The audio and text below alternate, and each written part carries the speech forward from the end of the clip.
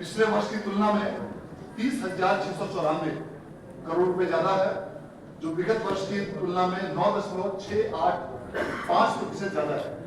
यह निश्चित रूप से बिहार की आर्थिक तरक्की, ग्रोथ और आने वाले समय में मजबूत आर्थिक संरचना को दर्शाता है। इस वर्ष का स्थापना और प्रतिबद्ध व्यय का बजट अनुमान 2,25,434 करोड़ रुपए है और वार्षिक स्कीम का कुल बजट अनुमान 1,22,155 करोड़ रुपए है। इस वर्ष राजस्व और पूंजीगत व्यय कुल क्रमशः 2,84,129 करोड़ रुपए और 63,455 करोड़ रुपए।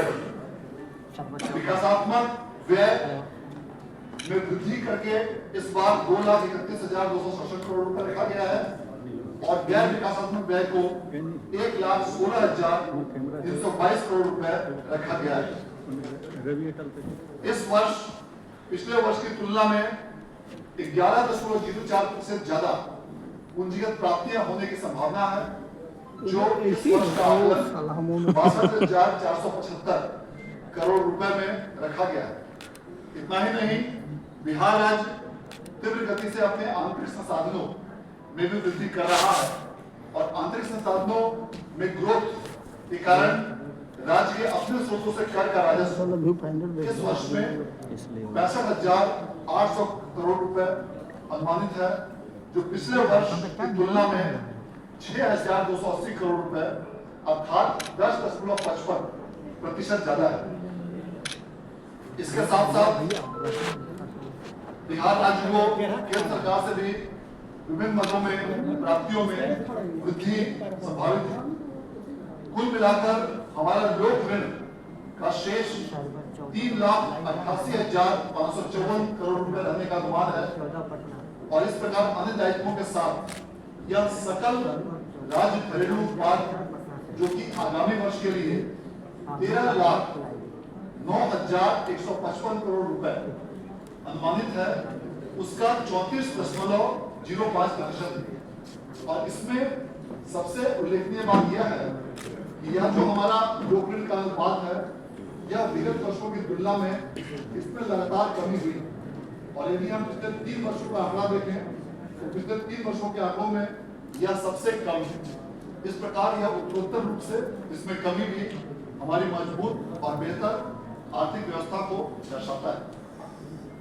राज्य सरकार द्वारा इस वर्ष के बजट में कई महत्वपूर्ण क्षेत्रों पर विशेष रूप से ध्यान दिया गया है।